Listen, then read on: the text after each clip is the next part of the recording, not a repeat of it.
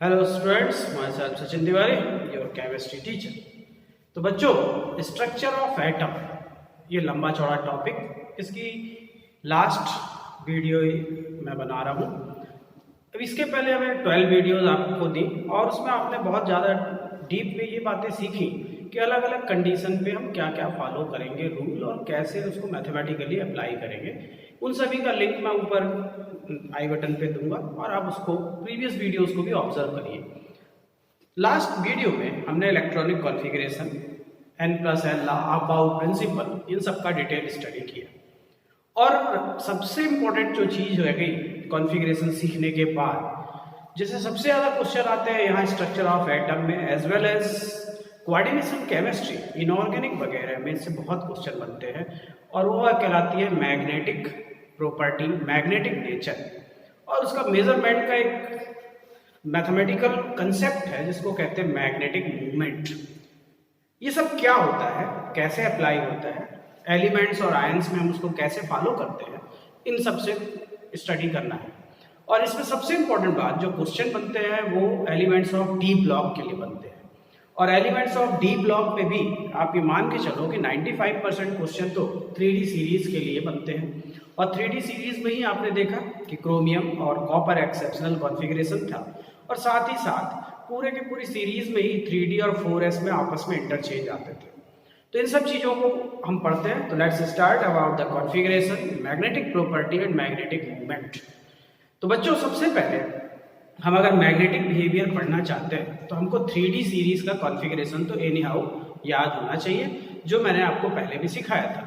तो आप अगर कम से कम 3D सीरीज की बात करें तो हम जानते हैं कि 3D सीरीज में जो डी ब्लॉक में 3D सीरीज पढ़ते हैं तो एलिमेंट्स है scandium, titanium, vanadium, chromium, manganese, iron, cobalt, निकल, कॉपर एंड जिंक। ये तो आपका आइडिया है।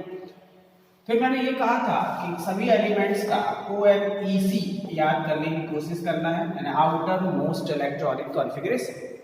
तो अगर मैं स्कैंडियम की बात करता हूँ तो एटॉमिक नंबर 21, इसका 22, 23, 24, 25, 26, 27, 28, 29 एंड 30। इसका कॉन्फ़िगरेशन जो आउटर मोस्ट है 3D1 4s2 है और ये D और S में आपस में चेंजेस आए हैं, पेनल्टीमेट सेल और आउटर मोस्ट सेल में जो 3D है वो पेनल्टीमेट सेल है, उसमें इलेक्ट्रॉन एंटर करता है। पहले डी ब्लॉक की आइडेंटिटी क्या थी, हमने सीखी थी कि elements of the periodic table in which the last valence electron is enter in penultimate n-1 d subshell are considered as the elements of D block. तो ये सब चीज़ों को मैंने डिटेल सिखाया हुआ है लास्ट वीडियो में इलेक्ट्रॉनिक कॉन्फ़िगरेशन में, वो आप जरूर सीखिए तो आपको ये सब चीज़ें बात क्लियर लगेगी। 22 टाइटेनियम का था जिसको हमने 3D2 4s2 लिखा, वेनेडियम का 3D3 4s2 लिखा, क्रोमियम एक्सेप्शनल था 3D5 4s2 लिखा, मैग्नीज का 4s1 होगा 3D5 4s2 लिखा, आयरन का 3D6 4s2 लिखा था, कोबाल्ट का 3D7 4s2 है, निकल का 3D8 4s2 है, कॉपर का 3D10 4s1 है, ये एक्सेप्शनल कॉन्फ़िगरेशन था, और जिंक का 3D10 4s2 लिखा था। बच्चों, ये आपको याद होगा। आप जब 3D बनती है तो 4D सीरीज में जब जाते हो आप तो इट्रियम, जिरकोनियम, नोवेमियम, molybdenum, technetium, ruthenium, rhodium, palladium, silver and cadmium, इतने सारे एलिमेंट्स हैं। ऐसे तो फिर अगली सीरीज भी है ना, वो और बड़ी हो जाएगी, लेंथेनम, फिर उसके बाद और। तो आप कोशिश करिए कि ये पूरी सीरीज में क्रोमियम के नीचे मोलिब्डेनम है तो ये थोड़ा सा सुधार लीजिए, 3D5 4s1 है तो इसको आप 4D5 5s1 कर लीजिए। मतलब अगर क्रोमियम में याद है तो मोलिब्डेनम याद रखिए। आप यहाँ पे कोशिश करिए कि कॉपर और सिल्वर का पेयर याद रखिए, और सिल्वर का 4D10 5s1 हो जाएगा, जिंक का 3D10 4s2 है तो कैडमियम का 4D10 5s2 हो जाएगा। बच्चों, वैसे तो आपको सबकी जरूरत पड़नी है, लेकिन अभी एनी हाउ 11th की इनिशियल स्टेज पे आप इतना ही याद रखेंगे, और फिर जब जैसे जैसे इनऑर्गेनिक सेक्शन बढ़ता जाता है तो हम और भी एलिमेंट्स को अप्लाई करें। क्लियर बच्चों? तो आप कोशिश करिए कि डी ब्लॉक में 3D सीरीज पूरी की पूरी कॉन्फ़िगरेशन, उनका OMEC यानी आउटर मोस्ट इलेक्ट्रॉनिक कॉन्फ़िगरेशन आपको एनी हाउ बने, और 4D सीरीज में अगर आप मोलिब्डेनम, सिल्वर, कैडमियम इनको फॉलो कर लें तो आपके लिए बहुत ईजी हो जाएगा, कुछ भी करने से आपको सरल लगेगा ये। ओके बच्चों, क्लियर है? तो अगर आपको ये कॉन्फ़िगरेशन का आइडिया है और आप इसमें परफेक्ट हो, इनका OMEC आपको याद है, आउटर मोस्ट इलेक्ट्रॉनिक कॉन्फ़िगरेशन रटा हुआ है, तब मैं बात करता हूं कि भाई मैग्नेटिक नेचर जो कि स्पिन क्वांटम नंबर से डिटरमाइन होता है वो कैसे हम पढ़ें। तो बच्चों स्पिन क्वांटम नंबर क्या है वो तो हमने सीखा क्वांटम नंबर्स में। अब स्पिन क्वांटम नंबर में हमने बातें की थी कि this quantum number describes about the magnetic nature of the element और आयन। अब ये मैग्नेटिक नेचर कैसे डिटरमाइन, तो आप इसको ध्यान लगा के समझिए। मैग्नेटिक नेचर को जनरल प्रैक्टिस में दो कैटेगरी में क्लासिफाई किया जाता है। एक को हम कहते हैं डायमैग्नेटिक, एक को कहते हैं पैरामैग्नेटिक। यहाँ पर आप डायमैग्नेटिक और पैरामैग्नेटिक को एक ऑर्डिनरी वर्ड्स में दिमाग में रख सकते हैं कि डायमैग्नेटिक यानी ऐसे होंगे जिसमें सब डाई डाई होगा। ये डाई डाई डाई डाई मतलब बोले एक ऑर्बिटल में 2 इलेक्ट्रॉन होते हैं, दोनों इलेक्ट्रॉन होते हैं, तो डाई यानी 2। अगर सभी ऑर्बिटल्स के इलेक्ट्रॉन डाई डाई हो यानी पेयर में हो, कोई भी अनपेयर ना हो, तो ये डायमैग्नेटिक कैटेगरी में चला जाएगा। और अगर एटलीस्ट एक भी अनपेयर बच गया, एटलीस्ट एक भी अनपेयर है, और मैक्सिमम डी की बात करें तो 5 अनपेयर हो सकते हैं। एक अनपेयर्ड हो सकता है, 2, 3, 4 और मैक्सिमम 5 अनपेयर्ड इलेक्ट्रॉन हो सकते हैं। ऐसे केस में ऐसा एटम, आयन, मॉलिक्यूल जो होगा वो पैरामैग्नेटिक कैटेगरी का होगा।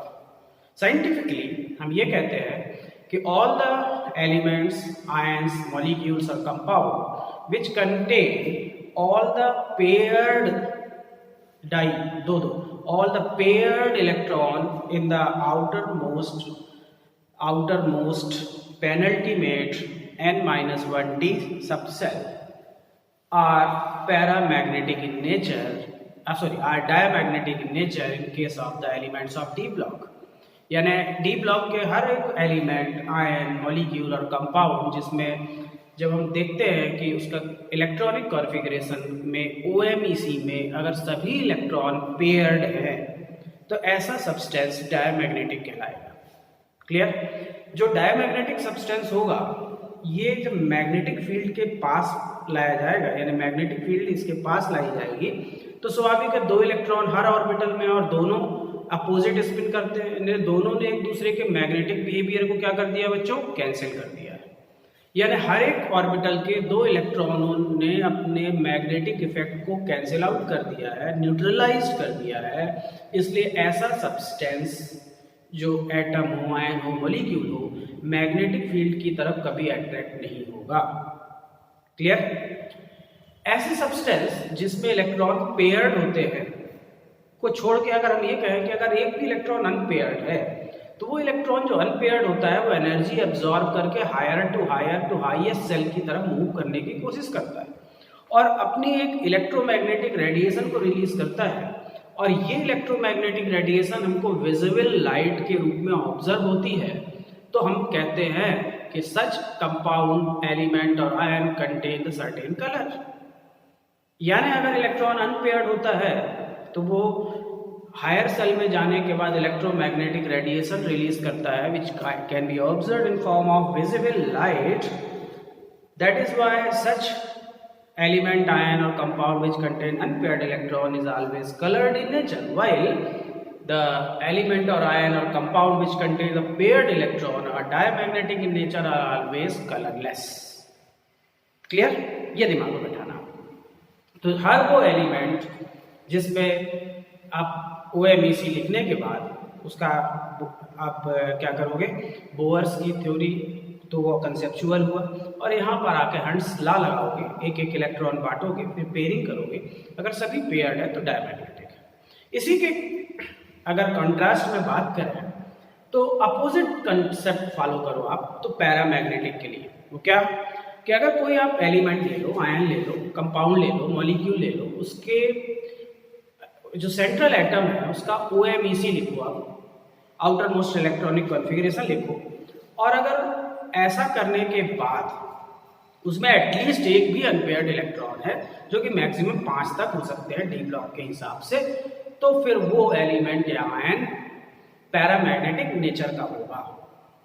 ऐसा एलिमेंट और आयन के पास जब मैग्नेटिक फील्ड को लाते हैं तो इसमें क्या होता है, इलेक्ट्रॉन अगर अनपेयर्ड होगा तो सिंगली अरेंज्ड होगा। तो ऐसा इलेक्ट्रॉन जो सिंगल होता है उसके मैग्नेटिक फील्ड को या मैग्नेटिक इफेक्ट को कैंसिलेशन नहीं हुआ होता, इसलिए ये मैग्नेट की तरफ मूव करने की कोशिश करता है। तो बच्चों, जब इलेक्ट्रॉन मैग्नेट की तरफ मूव करने की कोशिश कर रहा होता है तो हम ये कहते हैं कि this one is paramagnetic in nature. Clear बात आपको? ऐसी चीज जो मैंने अभी बताई कि अगर अनपेयर्ड इलेक्ट्रॉन होता है तो अनपेयर्ड इलेक्ट्रॉन हमेशा एक्सचेंज करने की कोशिश करता है और वो अपनी एनर्जी को रिलीज करता है in form of electromagnetic radiation which is observed in form of visual light. Therefore all the paramagnetic substances, atom, ion, molecule are always coloured in nature. Clear आपको बात? तो पैरामैग्नेटिक और डायमैग्नेटिक दो अलग अलग टर्म आप क्लियर रखिए। अगर मैं इधर डाया और इधर पैरामैग्नेटिक की बात करूं तो मैंने क्या कहा कि डायमैग्नेटिक में आप OMEC लिखोगे। OMEC लिखने के बाद मेटल एटम का सभी इलेक्ट्रॉन अगर पेयर्ड है तो डायमैग्नेटिक, एटलीस्ट एक भी अनपेयर्ड है तो पैरामैग्नेटिक। डायमैग्नेटिक में हमेशा इलेक्ट्रॉन पेयर में होंगे, डाई डाई दो दो होंगे। पैरामैग्नेटिक में एटलीस्ट एक तो अनपेयर होगा ही, मैक्सिमम 5 अनपेयर हो सकते हैं डी ब्लॉक के लिए। डायमैग्नेटिक को मैग्नेटिक फील्ड में रखने पर ये कोई इंटरेक्शन शो नहीं करता है, जबकि पैरामैग्नेटिक ऑलवेज इन्फ्लुएंसेस और attract towards the magnetic field. All the diamagnetic are the colourless but the paramagnetic are always coloured. ये अगर बातें आपके दिमाग में बैठ गई है बच्चों, तो अब आप एक क्वेश्चन पूछिए अपने आप से, वो ये कि यार जो पैरामैग्नेटिक है वो मैग्नेटिक फील्ड की तरफ मूवमेंट करता है, अट्रैक्ट होता है। तो जब ये मूवमेंट करता है तो हम इस मूवमेंट को, अट्रैक्शन को मेजर करते हैं, और इसको मेजरमेंट करने का एक हमारे पास इंस्ट्रूमेंट है, एक टेक्निक है, कंसेप्ट है, और उसको कहा जाता है magnetic movement, MOMENT, magnetic movement. तो क्या समझे आप? Strength of paramagnetic behaviour of any element or ion or molecule or compound is measured in term of magnetic movement। Simple words में कहे कि किसी भी पैरामैग्नेटिक मटेरियल का मैग्नेट की तरफ जो मूवमेंट होता है यानी अट्रैक्शन होता है, उस मूवमेंट को एक्सप्रेस करने के लिए एक मैथमेटिकल कंसेप्ट बनाया गया है जिसको हम कहते हैं क्या है, मैग्नेटिक मूवमेंट। क्लियर? आपको इतनी बात मालूम हुई? किसी भी एलिमेंट, आयन और मॉलिक्यूल का मैग्नेटिक मूवमेंट हमेशा उसके OMEC, outer most electronic configuration में प्रेजेंट अनपेयर्ड इलेक्ट्रॉनों से की जाती है। ये आपको दिमाग में रखना पड़ेगा। अब ये अनपेयर्ड इलेक्ट्रॉनों से ही उसका मैग्नेटिक मूवमेंट डिटर्मिनेशन होता है, और ये अनपेयर्ड इलेक्ट्रॉन देखे जाते हैं n-1d सब सेल के लिए, यानी d सब सेल में जो भी अनपेयर्ड इलेक्ट्रॉन होंगे, जो कि मिनिमम 1 और मैक्सिमम 5 तक हो सकते हैं, उन इलेक्ट्रॉनों के आधार पे आप सब्सटेंस का मैग्नेटिक बिहेवियर डिटरमाइन करोगे, और आप ये बता पाओगे कि कौन मैग्नेट की तरफ ज़्यादा अट्रैक्ट होगा, कौन कम होगा। जो ज़्यादा होगा उसका मैग्नेटिक मूवमेंट ज़्यादा होगा, और जो कम होगा एज यूजुअल उसका मैग्नेटिक मूवमेंट कम होगा। क्लियर? अब इसको कैसे हम मैथमेटिकली सॉल्व कर सकते हैं, उसको सीखने के लिए अब आगे बढ़ें। तो आपको ये तो क्लियर हो गया कि भाई हम क्या करेंगे, किसी भी एलिमेंट और आयन का सबसे पहले अनपेयर्ड इलेक्ट्रॉन निकाल लेंगे, और जब अनपेयर्ड इलेक्ट्रॉन हमें मालूम हो जाएगा तब हम उसका मैग्नेटिक मूवमेंट निकालेंगे। तो बच्चों, किसी भी एलिमेंट का मैग्नेटिक मूवमेंट अगर म्यू से रिप्रेजेंट करें तो फार्मूला आपको एक दिया गया है छोटा सा, वो ये है, mu is equal to √n × n+2। ये मैग्नेटिक मूवमेंट का फार्मूला है।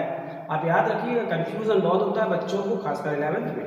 एक तो एंगुलर मोमेंटम है, फिर एंगुलर मोमेंटम ऑफ सेल वो mvr is equal to NH/2 पाई। Angular momentum of subshell वो √L into L plus 1H/2 पाई। एंगुलर मोमेंटम अलग चीज होती है, मैग्नेटिक मूवमेंट अलग चीज होता है, ये ध्यान रखना होगा आपको। और इससे बहुत क्वेश्चन आते हैं, ये ध्यान रखिए, बहुत ज्यादा क्वेश्चन बनते हैं। यहाँ बच्चों n क्या है? n number of unpaired electron present in n-1d सब सेल। ये थोड़ा सा आप ध्यान रखिएगा। In the expression of magnetic movement, mu is equal to √L into n plus 2. The value of n means the number of unpaired electron present in the outermost n-1d subset. सिर्फ n-1d subshell के unpaired electron गिनने हैं, ns के electron नहीं गिनने हैं। ये precaution है जो कि अभी प्रैक्टिस में आपको ये बात बनने लगेगी, हाँ क्या किया जाता है, कैसे किया जाता है।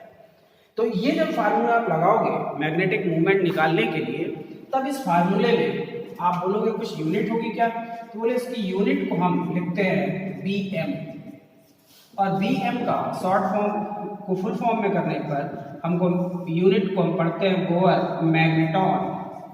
तो magnetic movement is measured by the unit bore magneton.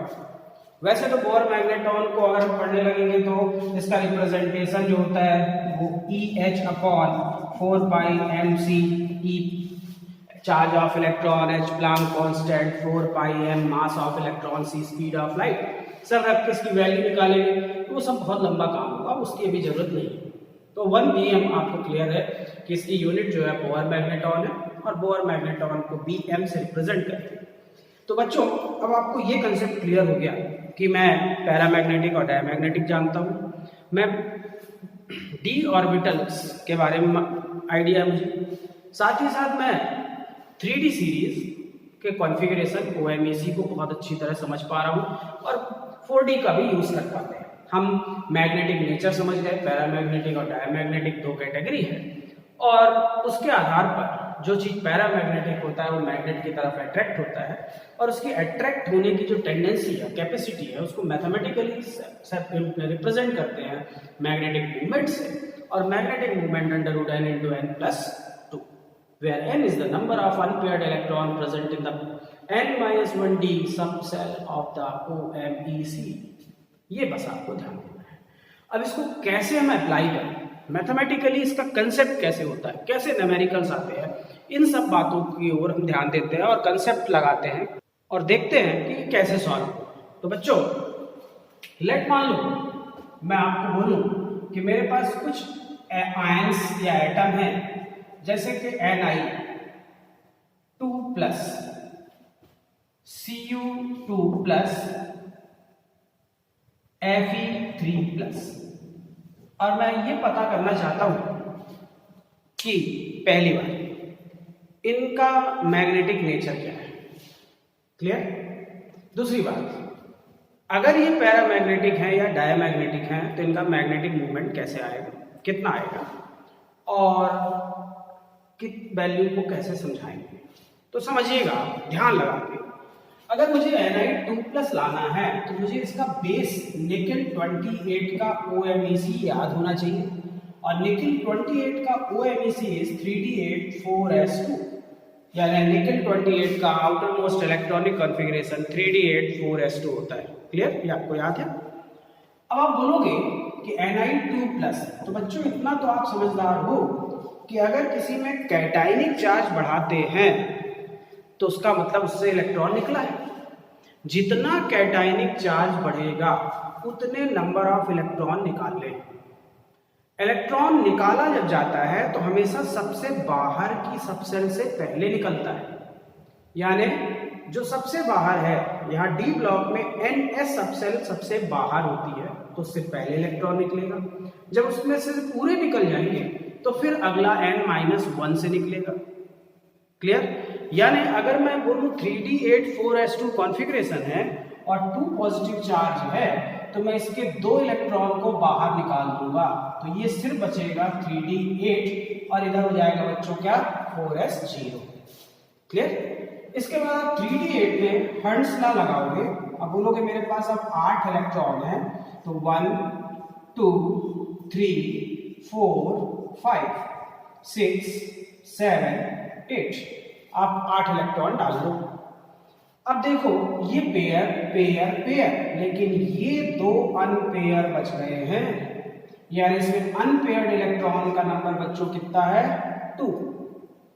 यानी ये तो गारंटी हो गई पहली बार कि ये पैरामैग्नेटिक बिहेवियर शो करेगा। क्यों? क्योंकि अनपेयर्ड इलेक्ट्रॉन है, कम से कम एक हो या तो दो दो हो। ये कलर्ड होगा, ये भी पक्का होगा। क्यों? क्योंकि अनपेयर्ड इलेक्ट्रॉन है तो उत्पाद मचाएंगे, ये क्या करेंगे? एक्सचेंज करेंगे, हायर एनर्जी में जाएंगे, एनर्जी रिलीज करेंगे रेडिएशन को, और रेडिएशन हमको विजिबल लाइट के रूप में ऑब्जर्व होगा, जिससे हमको कलर होगा। ये भी क्लियर है कि ये मैग्नेट के पास जाके बोलेगा अट्रैक्ट होना है, अट्रैक्ट हो जाएगा, तो ये मैग्नेट की तरफ मूवमेंट शो करेगा।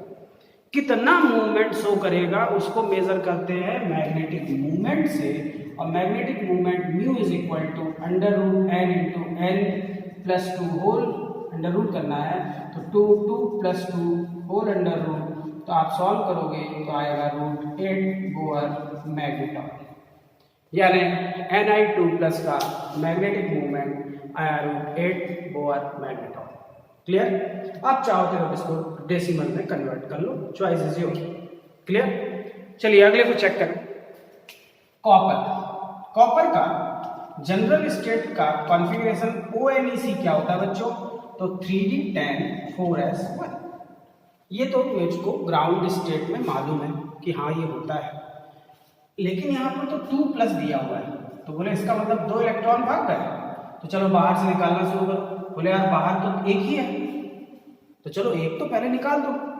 जब बाहर का कोटा खत्म हो गया, उसके पास निकालने कुछ बचा नहीं, तो उससे अंदर वाले से एक निकाल लो। तो आप एक इससे निकाल दोगे, एक इससे निकाल दोगे, ये बचेगा क्या? 3d9। अब इसमें फिर से आप बोलोगे मैं हर्ट्ज लॉ लगाऊंगा। 9 इलेक्ट्रॉन 1 2 3 4 5 6 7 8 9, कितने अनपेयर्ड है बच्चों? बोले एक अनपेयर है, यानी ये पक्का पैरामैग्नेटिक है, ये पक्का मैग्नेट की तरफ अट्रैक्ट होगा and always show certain colour. इसका मैग्नेटिक मूवमेंट कितना आएगा? तो mu is equal to 1 plus 2 whole under √3 Bohr magneton, इसका मैग्नेटिक मूवमेंट होगा। क्लियर बच्चों? बहुत सरल है। चलिए अगले को आप करके देखिए क्या आएगा। बोले यार Fe3+ फेरिक आयन मिला है, तो आयरन का ग्राउंड स्टेट का ONEC क्या होता है? 3d6 4s2। हाँ, अगर आपको यही सब याद नहीं होगा तो ये कोई हिंट नहीं देता, ये आपको लिखना ही पड़ेगा। अगर यही नहीं मालूम तो बस cos 90 यहीं पे हो जाएगा, यानी 0, बात खत्म। क्लियर? तो 3d6 4s2 होता है। Fe3+ करना है, क्या करोगे? बाहर से 3 इलेक्ट्रॉन निकालो। बोले यार इसमें तो 2 ही है, अरे यार 2 इसके निकाल दो, एक इस पे, जब ये खाली हो जाएगा तो डब्बा अगले वाले से बोलो एक तुम भी निकलो, तो क्या बचेगा बच्चों? 3d5 4s0। इसमें भी आप हर्ट्ज लॉ लगाओगे, बाद में तो आपके लिए ओरल क्वेश्चन है। 5 इलेक्ट्रॉन 1 2 3 4 5, कितने अनपेयर है?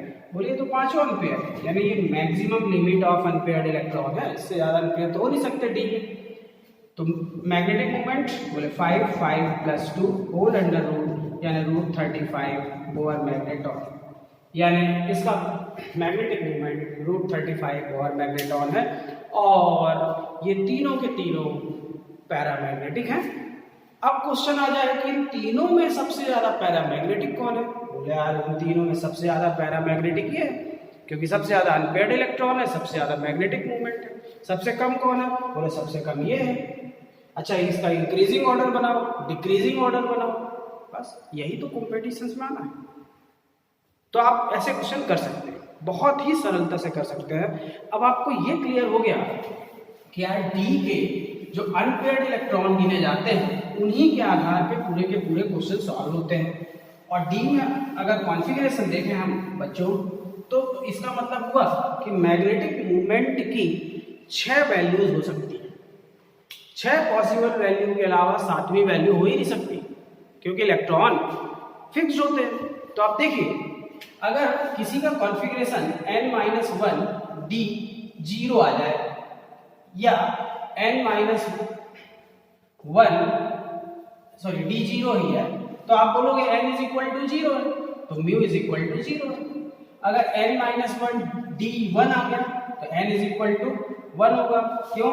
क्योंकि भाई आप जानते हो कि ऐसे केस में एक ही अनपेयर्ड इलेक्ट्रॉन, जब n 1 होगा तो mu is equal to 1 plus 2 whole under root यानी रूट 3 पावर मैग्नेटॉन। अब 0 और 1 के बीच में 0.5 तो हो नहीं सकता, होल नंबर होता है। अगर n माइनस 1 d2 हो जाएगा तो 2 अनपेयर्ड होंगे, तब आप बोलोगे कि 2 अनपेयर्ड इलेक्ट्रॉन मुझे भरने हैं, तो अब म्यू इज इक्वल टू दोनों अनपेयर्ड है तो 2 प्लस 2 होल अंडर रूट यानी रूट 8 पावर मैग्नेटॉन। अगर ये n माइनस 1 d3 हो गया तो n 3 अनपेयर होंगे, और अगर 3 अनपेयर्ड होंगे बच्चों तो आप बोलोगे अब 3 अनपेयर्ड, तो mu is equal to 3 plus 2 whole under root 15 power magneton. Clear? अगर बोले n माइनस 1 d4 है तो आप 4 अनपेयर होंगे, और 4 अनपेयर को d में आप भरोगे 1 2 3 4, तो mu is equal to value आएगी 4 plus 2 whole under root 24 power magneton. यानी कहने का अनपेयर्ड इलेक्ट्रॉन या तो 2 या तो 3 या 4 होगा, इसका रिजल्ट या तो रूट 3 रूट 8 रूट 15 रूट 24 होगा, इसके बीच की कोई वैल्यू नहीं होगी।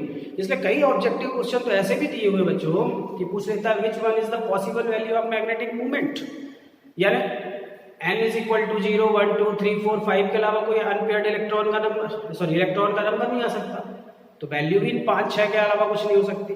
अब आप देखो n माइनस 1 d5 तो आप सॉल्व कर चुके हो, 5 इलेक्ट्रॉन जब आप भरोगे तो 1 2 3 4 5, तो mu is equal to 5 plus 2 whole under root यानी रूट 35 पावर मैग्नेटॉन।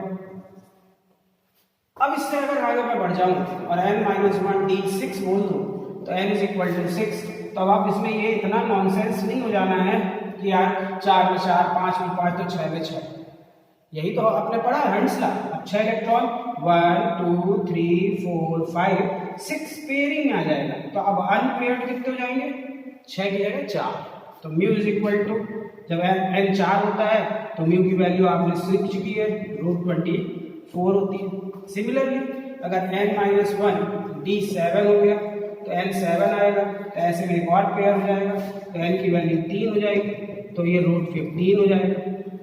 अगर n माइनस 1 d8 हो गया तो अब यहाँ पर अनपेयर्ड इलेक्ट्रॉन लिख रहा था मैं, यहाँ पे 4 आएगा, यहाँ 3 हो जाएगा, तो d8 हो गया तो अनपेयर्ड इलेक्ट्रॉन 2 हो जाएगा, जब 2 हो जाएगा तो mu is equal to root 8 आ जाएगा। अगर n माइनस 1 d9 है तो n is equal to 1 ampere, तो ऐसे केस में म्यू की वैल्यू रूट 3 पावर मैग्नेटॉन हो जाएगी। और फाइनली अगर ये n माइनस 1 d10 हो गया बच्चों, तब आप जानते हो n इज इक्वल टू ये 10 है तो भी अनपेयर्ड इलेक्ट्रॉन तो कोई बचा नहीं क्योंकि 10 है सब पेयर्ड है, तो ऐसे केस में भी म्यू की वैल्यू 0 होगी। तो आप देख पा रहे हो कि मैग्नेटिक मूवमेंट की वैल्यू या तो कुछ नहीं होती 0 से नीचे हो नहीं सकती, यानी कभी नेगेटिव नहीं होगी, हमेशा पॉजिटिव होगी। 0 हो सकती है, रूट 3 हो सकती है, रूट 8 हो सकती है, रूट 15 हो सकती है, रूट 24 एंड रूट 35 हो सकती है। इसके अलावा कोई भी पॉसिबल वैल्यू नहीं हो सकती, क्योंकि n की वैल्यू 0 हो सकती है, 1 हो सकती है, 2 हो सकती है, 3 4 और मैक्सिमम 5 हो सकती है। इसलिए कभी भी मैग्नेटिक मूवमेंट की मनमानी वैल्यू नहीं होती। आप इतना साधारण बात आपको ध्यान देना है कि इसके अलावा पॉसिबल नहीं है। अब कई बार कंपटीशन में क्वेश्चन आया कि एक एलिमेंट है जिसका मैग्नेटिक मूवमेंट रूट 15 है, तो बताइए उसका अनपेयर्ड इलेक्ट्रॉन कितना है। तो जिसने पढ़ रखा ऑब्जेक्टिव क्वेश्चन के लिए तो रूट 15 है, वो तुरंत बोलेगा n बराबर 3 जब होता है तो रूट 15 आता है। कोई बोलते रूट 24 है तो बोले n बराबर 4 होता है। और अगर आपको ये नहीं मालूम तो फिर क्या करोगे? बोले यार इतना ना मालूम हो तब तो फिर आदमी को कुछ नहीं मालूम होगा। लेकिन अगर आप सिर्फ मैथ्स लगा के मैं सॉल्व करूंगा तो स्वाभाविक है आपको एक क्वाड्रेटिक इक्वेशन बनाना होगा और फिर लंबा चौड़ा सॉल्यूशन देना होगा। तो इतना करने की जरूरत नहीं है। आप प्रैक्टिस में जब आता है तो वैल्यूज आपको तुरंत बनने लगती है। अब बच्चों मैं आपको अगर बोलूं कि अब मेरे पास कुछ आयंस हैं, जैसे कि अगर मैं कहूं Cr3+, Zn2+, Mn2+ and Ag+, आपको ये बताना है कि इसमें किसकी मैग्नेटिक मोमेंट की वैल्यू कितनी है और किसका क्या नेचर है। अगर मैं इसको चेक करूं और वैल्यू सॉल्व करने की कोशिश करूं तो क्या आएगी, बोले क्रोमियम का ग्राउंड स्टेट में OMeC 3d5 4s1 होता है। अगर ये Cr3+ है, इसका मतलब इसमें 3 पॉजिटिव चार्ज है, तो 3 इलेक्ट्रॉन निकालूंगा तो एक इससे निकलेगा और 2 इससे निकल जाएंगे, तो 3d3 बचेगा, d3 बचेगा। तो आप इतने समझदार हो गए हो। अनपेयर्ड इलेक्ट्रॉन 3 है, तो μ is equal to 3 + 2 whole under root 15 Bohr magneton आएगा। यानी ये पक्का पैरामैग्नेटिक नेचर का है और इसका मैग्नेटिक मोमेंट इतनी वैल्यू आएगी। So easy. अगर यही चीज Zn में करें तो बोले Zn2+ सॉल्व करना है, तो इसका ग्राउंड स्टेट का OMeC 3d10 4s2 है। Zn2+ का मतलब 2 चार्ज पॉजिटिव है, तो बाहर से 2 इलेक्ट्रॉन निकाल दो, 3d10 4s0 होगा। d10 है तो अंडरस्टूड है कि सब पेयर में होंगे, फिर भी आप 1 2 3 4 5 6 7 8 9 10 बोले यार तो सब जोड़े में अनपेयर्ड 0 है, तो मैग्नेटिक मोमेंट 0 है, यानी ये डायमैग्नेटिक है, कलरलेस। बहुत सरल। तो अगला तो आप कर ही लोगे सॉल्व। Mn मैग्नीज का ग्राउंड स्टेट का OMeC कितना होता है बच्चों, 25, तो 3d5 4s2, तो Mn2+ का तो बाहर से 2 इलेक्ट्रॉन निकाल दोगे आप, 3d5 4s0। अब d5 है तो इतना तो आप समझने लगे हो, 5 इलेक्ट्रॉन भरोगे, छठवां है नहीं, तो n की value 5, μ is equal to 35 Bohr magneton. बोले तो बहुत सरल है। अच्छा, अब सिल्वर का अगर निकालना हो तो क्या करोगे आप, बोले यार Ag का ग्राउंड स्टेट का कॉन्फ़िगरेशन Ag47 होता है, Ag कॉपर के नीचे होता है, और कॉपर का क्या होता है 3d10 4s1। तो सिल्वर का क्या होगा 4d10 5s1। तो Ag+ का क्या होगा बच्चे, बोलोगे बाहर से एक निकाल दूंगा, 4d10, d में 10 है तो खत्म बात, एक भी अनपेयर्ड नहीं है, तो μ इज इक्वल टू भी 0 है। यानी आप तुरंत देख के बता सकते हो कौन पैरामैग्नेटिक है कौन डायमैग्नेटिक है। तो इतना सरल कंसेप्ट तो आप फॉलो कर सकते हो बच्चों, मुझे लगता है कोशिश करो इस पे परफेक्शन लाओ। अब इसमें तरह तरह के क्वेश्चन आते हैं, इस पूरे कंसेप्ट को यूज फिर 12th में कोऑर्डिनेशन केमिस्ट्री में किया जाता है, इनऑर्गेनिक केमिस्ट्री में किया जाता है, अलग अलग चैप्टर्स में इसका यूज है। तो आप अगर इसको सीखना चाहते हो तो सबसे बड़ी बात, थ्योरी सीखने से काम नहीं चलेगा। अगर बच्चे को डी ब्लॉक का OMeC ही नहीं याद है, अब वो बोलता है कि बस मैं मंत्र जानता हूँ बस, तो उससे काम नहीं चलेगा। आपको कुछ भी करके OMeC लिख लिख के पढ़ना होगा। जब आपको कॉन्फ़िगरेशन याद रहेगा तो आप इसको अप्लाई करोगे और तुरंत आंसर बता पाओगे कि हाँ यार इस पर्टिकुलर केस में इतनी वैल्यू आएगी, इस पर्टिकुलर केस में इतनी वैल्यू आएगी, कौन ज़्यादा मैग्नेटिक होगा कौन कम पैरामैग्नेटिक होगा। इसमें ऑक्सीडेशन नंबर का यूज़ करके अलग अलग क्वेश्चन होते हैं, तो आप सब कुछ तो नहीं, हाँ अभी इस पर्टिकुलर टॉपिक के हिसाब से ये वैल्यू सीख लो।